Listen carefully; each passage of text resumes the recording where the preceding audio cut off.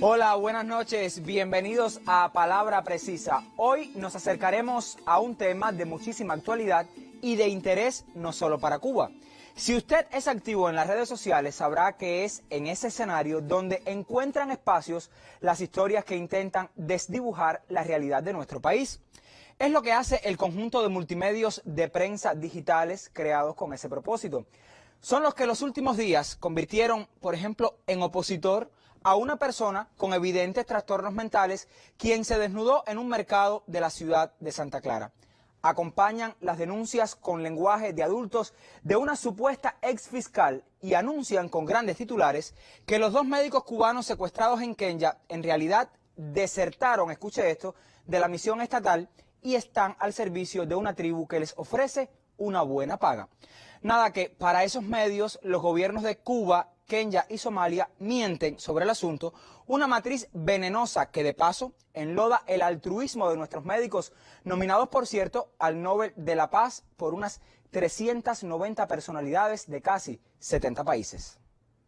¿Qué estoy haciendo aquí? Amando este país como a mí mismo. No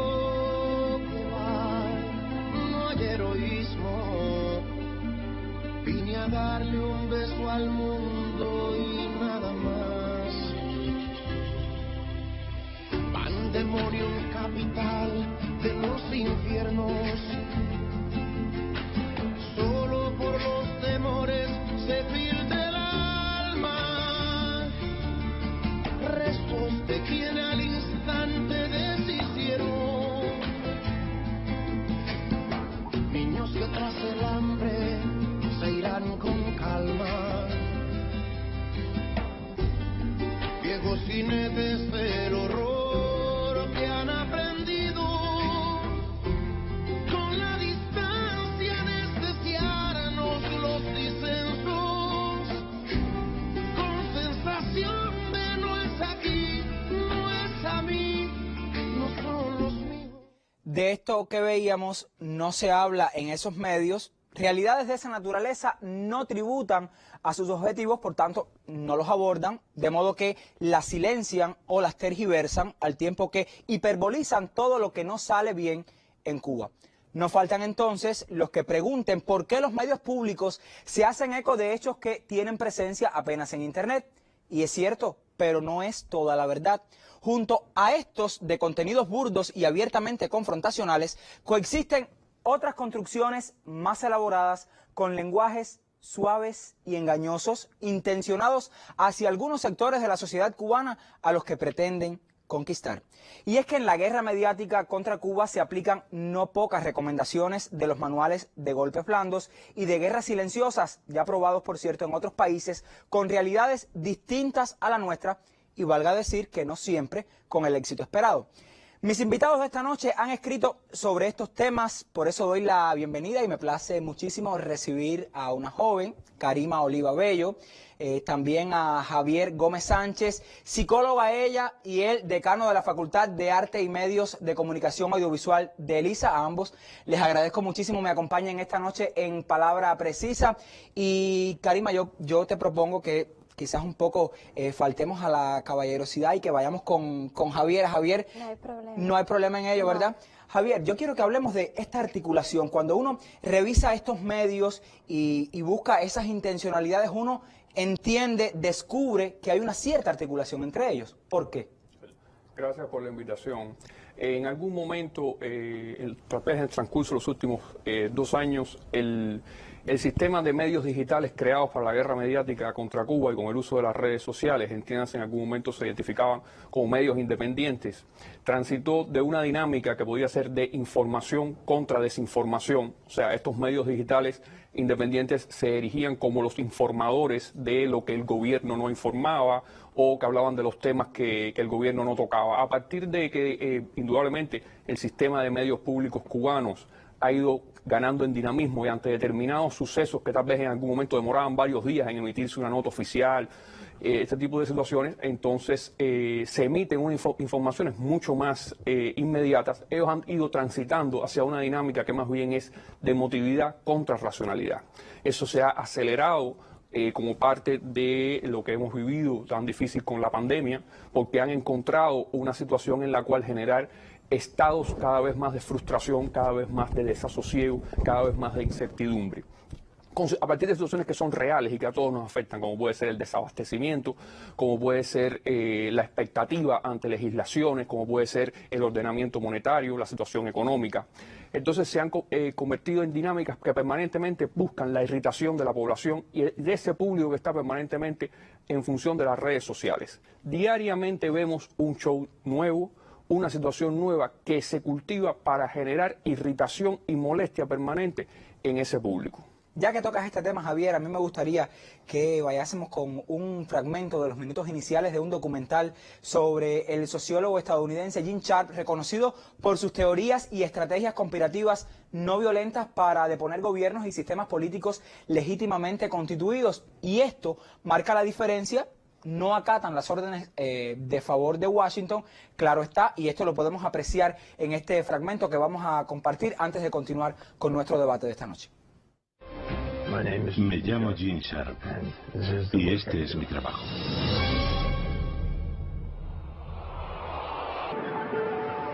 ¿Cómo describiría su trabajo? Describir mi trabajo siempre ha sido un problema. Principalmente intento comprender la naturaleza y el potencial de las formas de lucha no violentas para socavar dictaduras.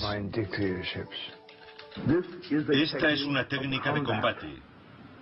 Es un sustituto de la guerra y de cualquier otro tipo de violencia. Su manual para la revolución, de la dictadura a la democracia, ha traspasado clandestinamente fronteras y ha sido descargado cientos de miles de veces. Sus marcas distintivas pueden verse en revoluciones en todo el mundo.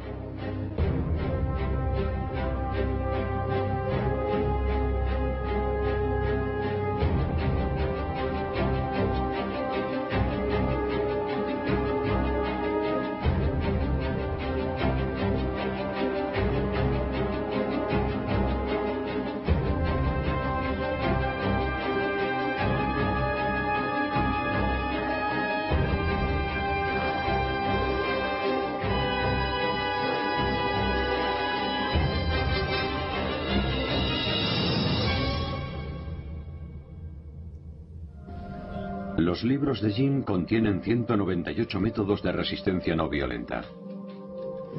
Los famosos 198 métodos parecen haber tenido una extraordinaria respuesta. Son simplemente los 198 métodos específicos. Estas formas de rebelión son el boicot económico, la desobediencia civil, las protestas. Lo veíamos, está escrito, ha sido probado y además documentado. Por eso quiero irme con Karima desde el punto de vista de la psicología. Supongo que incluso se estudie mucho. ¿Cómo crees tú que influyen estos mensajes de los medios en la formación de actitudes de los individuos? Si vemos que son mensajes que todo el tiempo buscan justamente crear actitudes, pensamientos, motivaciones o falta de motivación. Sí, yo creo que en primer lugar tiene que ver con la naturaleza misma de los temas que abordan, ¿no? Porque son temas que están muy vinculados a las cuestiones identitarias, ¿no? O sea, lo que define la manera en que cada persona se siente y es. Son temas, por ejemplo, como la violencia de género, son temas como la discriminación racial, son temas que tienen que ver también con los derechos y las libertades políticas, con los derechos vinculados a la diversidad sexual. Entonces, son temas que apuntan a cuestiones que son significativas realmente para cada persona. Y además, la manera en que son abordados estos temas, como decía Javier, apelan mucho a lo emocional, o sea, inviabilizan un análisis crítico, verdaderamente crítico de estos temas. ¿Qué hacer un análisis crítico? Bueno, un análisis que estuviera centrado en la búsqueda de las causas últimas de los fenómenos, que pusiera de relieve las contradicciones, que tomara en cuenta todos los factores que intervienen en la manera como se dan determinados fenómenos, determinados hechos, que de alguna manera tomar en cuenta los condicionamientos sociohistóricos y todo lo contrario, ¿no? La manera en que se abordan estos temas es a veces hiperbolizando determinados fenómenos, a veces de una manera sensacionalista, toman hechos o datos en abstracto y a partir de ahí construyen una imagen totalmente fatídica, totalmente generalizada de la realidad y por supuesto que esto de alguna manera pues hace un llamado, ¿no?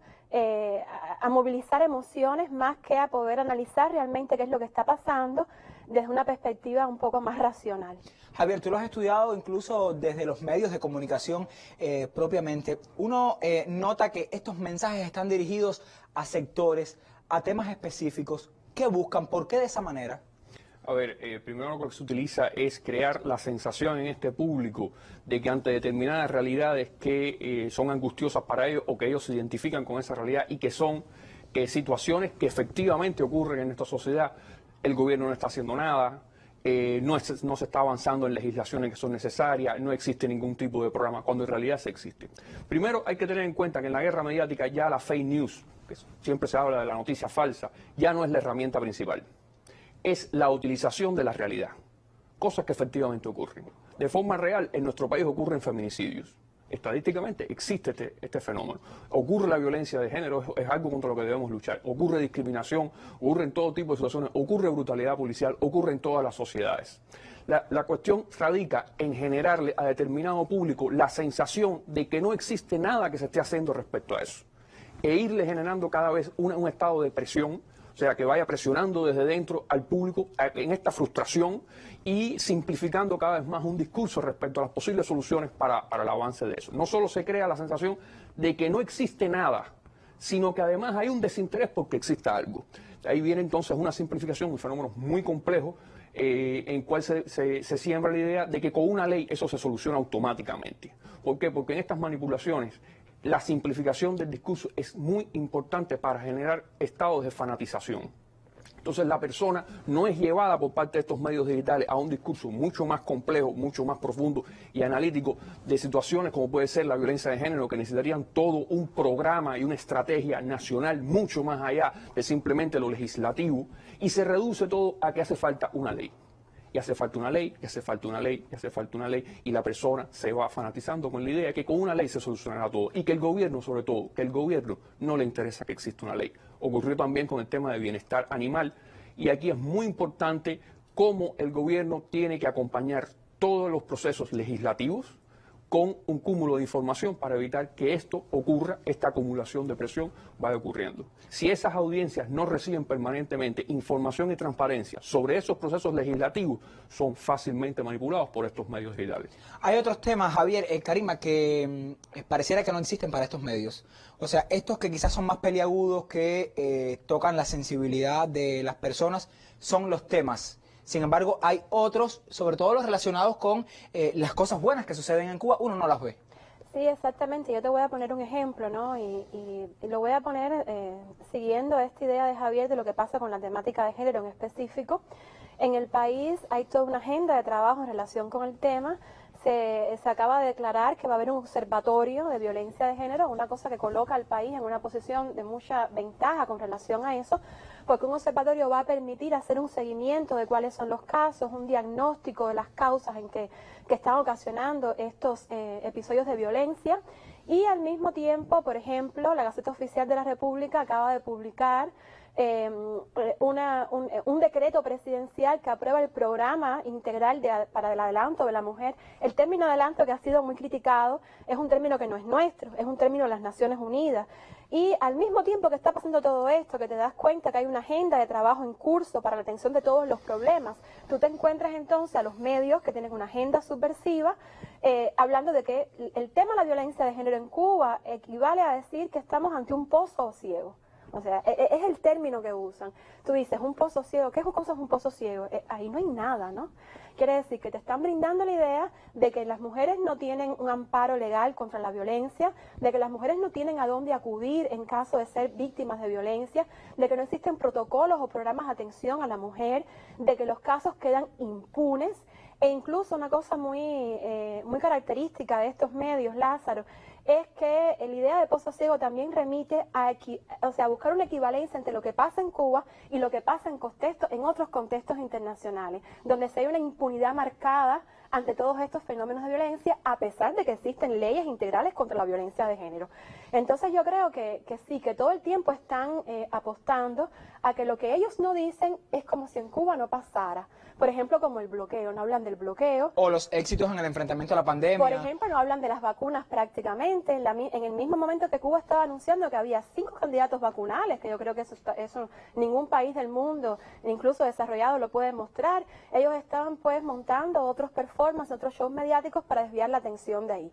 Al mismo tiempo también pasa algo, o sea, ellos construyen una realidad donde determinados hechos son hiperbolizados, donde determinados hechos son sacados de contexto, son magnificados, como decía anteriormente, y también una cosa que caracteriza mucho esta estrategia mediática es que esos grupos que giran en torno a estos medios que tienen una agenda subversiva, pues se presentan como la sociedad civil cubana, como el pueblo de Cuba, ¿no? Independientemente de que más del 86% de la población en Cuba refrendó la Constitución, que reconoce el carácter socialista del sistema político cubano, entre otras cuestiones, pues ellos están de alguna manera como secuestrando la voz del pueblo de Cuba y presentándose como la sociedad civil en Cuba. Entonces yo creo que sí que tenemos que ser muy críticos en relación con lo que está pasando en las redes sociales, porque todos estos mecanismos están ahora mismo tratando de dominar, de controlar la opinión pública nacional. Javier, ¿por qué crees tú, y sigo con esta pregunta, que se invisibilicen temas que colocan a Cuba en un escenario favorable en distintos temas? Por ejemplo, yo insisto, hablabas del tema de las vacunas, pero el hecho de que en Cuba no haya muerto ningún niño a consecuencia de COVID-19, eso no se ve. Sin embargo, uno cuando revisa estos medios, sí tienen como titular, hay tantos niños en terapia en Cuba por COVID-19, o hay una persona en edad joven que por alguna condición predeterminada puede estar entonces en un estado de gravedad. Sin embargo, el éxito, o sea, que no haya niños fallecidos, que haya 5 candidatos vacunales, eso no se ve. ¿Por qué invisibilizar estos temas? Porque nada que tribute a la institucionalidad cubana es interés de estos medios, sino todo lo contrario. Por ejemplo, ocurre con el tema de la ley de violencia de género o la situación con el tema de la violencia de género. ¿Por qué no hablan de un programa integral de violencia de género en vez de una ley? Porque eso tributaría a la institucionalidad cubana. Entonces, ese no es el interés que ellos tienen. Por lo tanto, llevan al público a, primero, invisibilizar en su percepción el funcionamiento de la institucionalidad. Ese es el primer interés. Sembrarle la idea de que la institucionalidad no funciona para eso. Desarrollar una sociedad civil virtual y paralela a la sociedad civil que existe en Cuba. Y finalmente, contraponerla. Y generar lo que tiene un gran efecto mediático, normalmente se hace, que es el performance. ¿Por qué performance? Es una manifestación, diríamos una manifestación, pero en realidad es un performance, pues performático, tiene un efecto para ser fotografiado, para ser filmado, para ser subido a las redes sociales. Transmitido en vivo. Transmitido en vivo, tiene toda una puesta en escena, vestirse de un color determinado, determinadas actitudes, ponerle un nombre. Entonces genera a su vez otro tipo de situación que se convierte en material para las redes sociales y genera otro performance y otra situación y otra. Es un encadenamiento. Y hay sobre todo una pugna por salir de los espacios virtuales, espacios que hasta ahora han sido en las redes sociales, y conquistar los espacios físicos. Entiéndase los exteriores de instituciones, plazas, parques, calles. También hay una cuestión. Cuando usted hace determinado performance respecto a una institución, está como quiera que sea validando esa institución. Cuando usted va a un ministerio a exigir determinada cosa, está de alguna forma, o sea, se dice y se contradice. Vamos a hacer una pausa en nuestra conversación. Luego quiero hablar un poco de ante este escenario complejo, por supuesto que supone retos desde el punto de vista ideológico, hablar de cómo enfrentarlo, cómo hacerle frente, qué actitud asumir el individuo, y lo voy a ver desde ese consumidor a veces acrítico o crítico frente a los mensajes de estos medios, y también desde el punto de vista de la psicología. Pausa y continuamos en Palabra Precisa.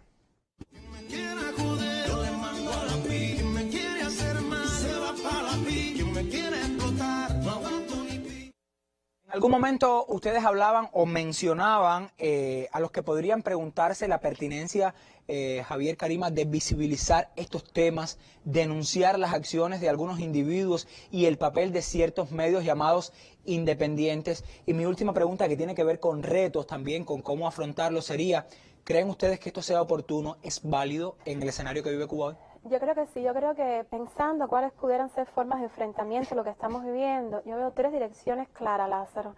En un primer momento, yo creo que es muy importante, y siempre lo digo, con relación a estos problemas, la primera respuesta que hay que dar es resolverlos en la concreta.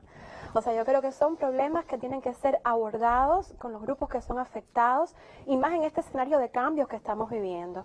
En segundo lugar, yo creo que es muy importante producir contenidos para posicionarlos nosotros también mediáticamente. O sea, en las redes, en las redes en el espacio de sociales. internet. No basta únicamente con que estemos trabajando, con las instituciones y organizaciones estén trabajando, sino que también dentro de esas agendas de trabajo tiene que haber una estrategia comunicacional para colocar mediáticamente qué es lo que se está haciendo, cuáles son los enfoques que se están llevando a cabo, cuáles son los logros, sin discursos triunfalistas, pero hay que también mencionar los logros y también las limitaciones en un sentido crítico. Y en tercer lugar, yo creo que habría que hacer, y yo creo que es una cosa que se impone, es también educarnos en un pensamiento crítico, más que un pensamiento crítico, en una cultura crítica para poder lidiar con las redes sociales. O sea, es muy importante denunciar, porque qué es lo que está pasando, quiénes son las personas que están implicadas, ¿no? Porque estamos en medio de un escenario que es muy complejo, tampoco podemos evadir esa realidad. Pero creo que no solo debemos quedarnos ahí, sino que también debemos formarnos en un pensamiento crítico sobre todos estos temas. No podemos subvalorar la capacidad de análisis que tiene la población en Cuba. Nuestro pueblo es un pueblo formado, preparado. Entonces hay que hablar sobre todos estos temas con un enfoque político, con un enfoque ideológico, sobre género, sobre raza. O sea, no podemos permitirnos un socialismo que no esté comprometido fuertemente con asumir estas causas sociales hasta el fondo. Entonces yo creo que pasa también porque nosotros desarrollemos ese pensamiento crítico comprometido, por supuesto, con la defensa de la revolución y del socialismo, que no es lo que hacen estos medios, porque estos medios se hacen pasar por una postura crítica, pero no es una postura crítica. O sea, hablar mal de la revolución y el socialismo no es asumir un pensamiento crítico necesariamente, ¿no? Entonces yo creo que nosotros tenemos sí que trabajar en esos sentidos. Javier. Yo creo que además de complementar todo lo que, o sea, apoyar todo lo que dice Karima, creo que quisiera agregar no dejarnos caer en el miedo a una maquinaria de terror.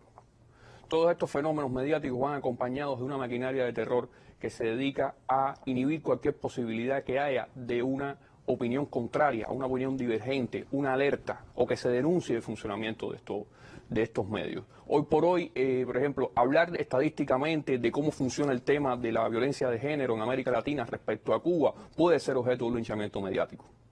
Hacer un simple cuestionamiento de qué tipo de legislación o qué tipo de funcionamiento puede tener una legislación en cuanto a bienestar animal o el mismo tema de la violencia o a otros, es exponerse directamente a un linchamiento mediático, porque todos estos medios van acompañados de maquinarias de terror, medios que se dedican específicamente a esto, que son acompañantes, dinámicas en las redes de troles que insultan constantemente y que exponen a las personas, incluso a otras personas reales, personas que tienen nombre y apellido, son figuras públicas. Llega un momento ya que no tenía escrúpulos, ni siquiera siendo una figura pública del arte o la cultura, insultar a otra persona públicamente en Facebook. No puede ser que para nosotros tener ese debate social que necesitamos en tantos temas que son reales y que tenemos que superar, lo que tenemos es que armarnos de valor y que no haya especialistas en Cuba en temas como estos que tengan miedo de hablar de lo que les toca por su profesión, porque se hace un determinado tipo de cuestionamiento a lo que esa maquinaria está imponiendo, los linchan inmediatamente en Facebook.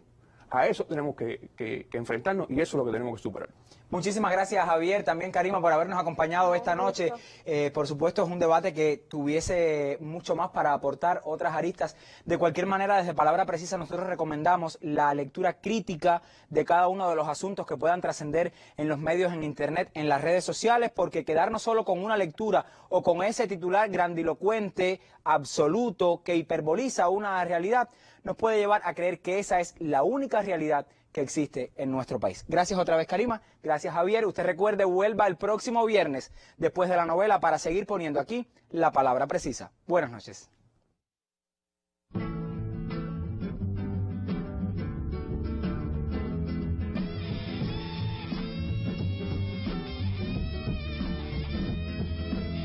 Del amor estamos hablando, por amor estamos haciendo, por amor se está hasta matando, para por amor seguir trabajando.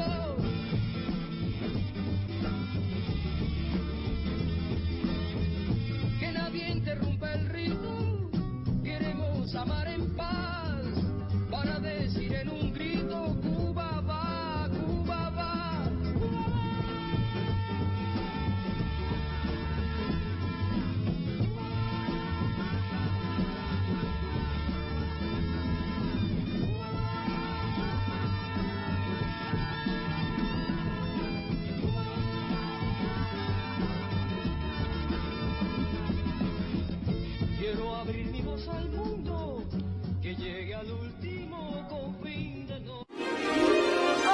Los invito a disfrutar de una nueva propuesta de Cubavisión. Entre recetas, explorando